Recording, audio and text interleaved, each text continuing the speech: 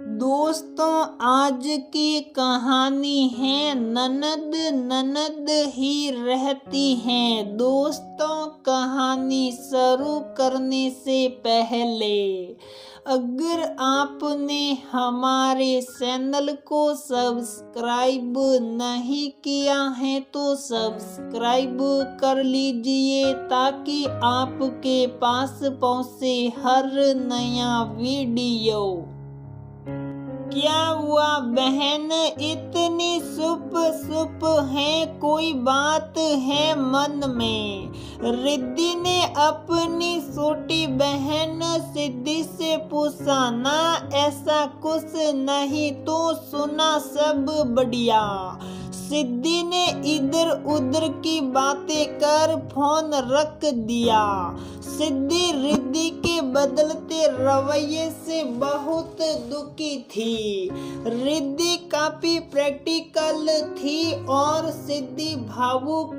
सिद्धि की भाभी प्रीति बहुत ही स्मार्ट औरत थी। उसने घर में पहले तो बहुत ही आदर्शवादी बहू की छवि बनाई, लेकिन ससुर की मृत्यु के बाद एक अलग ही चरित्र सामने आया। आज भी वो दुनिया एक आगे बहुत अच्छी भाभी है, लेकिन उसने सिद्धि और रिद्धि के बीच इतनी दूरियां पैदा कर दी। कई बार रिद्धि सिद्धि के बीच झगड़े भी हुए। सिद्धि का मन बहुत आहत है। उसने बहन और भाभी के बीच हट जाने में ही भलाई समझी। काश पापा होते, हम भाई बहनों में पहले जैसा प्यार होता। क्यों माँ, ऐसा क्या हो गया जो एकदम से एक इंसान के जाते ही इतना कुछ बदल गया? सिद्धि अक्सर माँ से अपना दुखड़ा फोन पर रोती। बेटे बड़े बुजुर्ग परिवार रूपी मोतियों की माला का धागा होते हैं और परिवार के सदस्य मोती होते हैं। धागा टूटते ही मोती बिखर जाते हैं। निर्मला जी की आवाज भारी हो गई। माँ भाई अक्सर शादी के बाद बदल जाते हैं, ये सुना था, पर माँ कौन सी बहन ऐसी होती है जिसके लिए अपनी छोटी बहन से बढ़कर भाभी हो जाए? सिद्धि रोने लगी। बेटी तू अपना मन छोटा मत कर, सोच मुझे कितना दुख होता होगा जब प्रीति बताती है रिद्धि दीदी आज यहाँ घूमने गई, वहाँ से शॉपिंग करके आई, उसे फोन करती हैं, सब बताती हैं मुझे। हाल साल पूछने तक का फोन नहीं करती। जिस बेटी के लिए माँ से बढ़कर भाभी हो जाए उसका क्या दुख करना। मैं तो मन को ये समझा लेती हूँ रिद्धि समझदार है, उसे पता है माँ के बाद भाभी ही काम आएगी, सो उससे बना कर रख रही, तुम भी सीखो उससे। निर्मला जी ने सिद्धि को समझाते हुए कहा। सच बताओ माँ, भाभी ने सामने से मेरा कुछ बुरा नहीं किया, लेकिन हम दोनों बहनों के बीच जो दूरियां पैदा करी उसके लिए मैं उसे कभी माफ नहीं करूंगी। भाभी के लिए कुछ बोलूं तो रिद्धि एक शब्द नहीं सुन पाती। बोलती है हर इंसान में कमी होती है, तुझ में मुझे में भी है वैसे ही।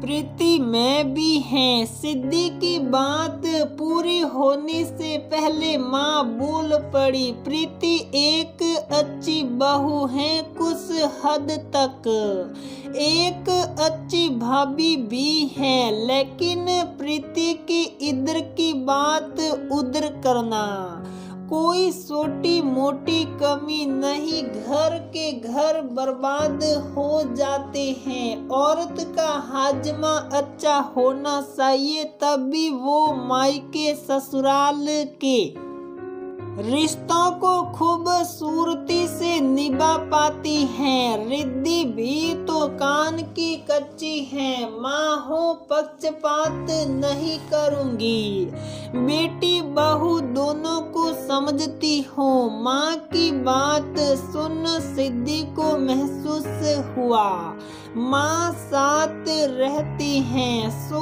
भाभी को वो अच्छे से जानती हैं, फिर बहन की आंखों पर क्यों पर्दा पड़ा हुआ है। शायद माँ मैं इसी के लायक हूँ। मैंने हमेशा मायके वालों को ससुराल वालों से ऊपर रखा, अपने भाई बहन पर मुझे बहुत घमंड था। मुझे कौन अपना कौन पराया ये बताने के लिए कोरोना हुआ था। जब मेरे भाई बहन ने अपने पीछे कदम खींच लिए, तब ऐसे समय मेरे देवर देवरानी ने मुझे और मेरे परिवार को संभाला। उनका ये एहसान मैं जीते जी नहीं भूलूंगी। सच बताऊं माँ, रिद्धि ने मुझे साफ कहा, तेरी देवरानी की हिम्मत की तारीफ करनी होगी। मैं तो कभी ना आती, मुझे बिल्कुल बुरा नहीं लगा, क्योंकि बीमारी ही ऐसी थी। पर जब रिद्धि के परिवार को ये बीमारी हुई तो मुझसे रहा ना गया, मैं उसके घर पहुंच गई। ये सोचा था शायद अब रिद्धि इस छोटी बहन की कदर करेगी, लेकिन माँ ऐसा कुछ नहीं हुआ। सिद्धि रोने लगी, बेटा कभी भी कोई भलाई करने का अफसोस मत करना। अगर उससे तेरी कदर नहीं तो तू वक्त पर छोड़ दे। मन छोटा मत कर, अपना समय अब उन अनमोल रिश्तों को दे जिनको तूने अब तक अनदेखा किया। रिश्ता मायके का हो या ससुराल का, जहां आपकी कीमत समझने वाला कोई हो, उसी पर अपना वक्त जाया करो।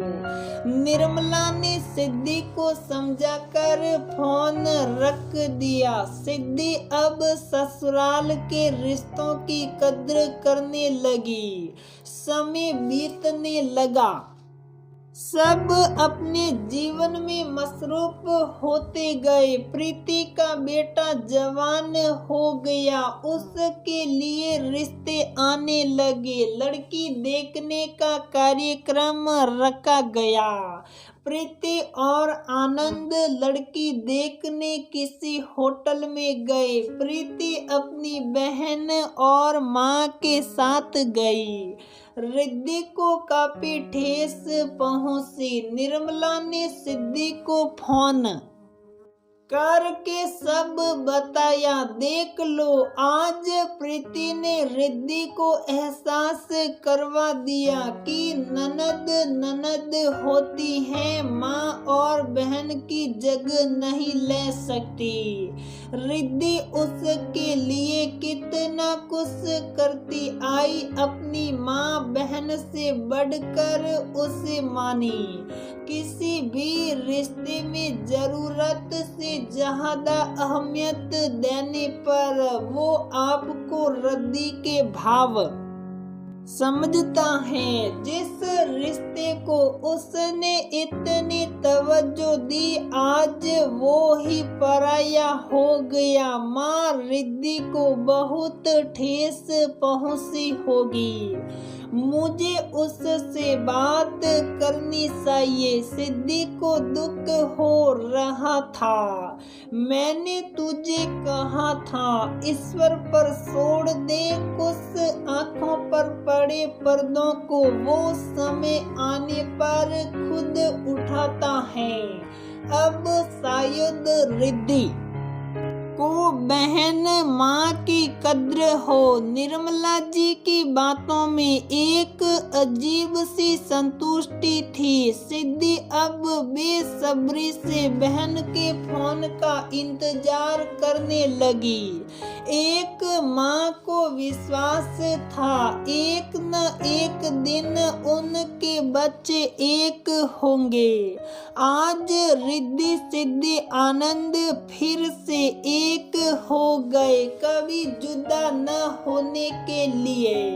आज रिश्तों को रफू कर प्यार और विश्वास से निभाने की एक नई शुरुआत थी। प्रीति अब सास बनने वाली थी। समय के साथ उसकी आदत में सुधार होने लगा।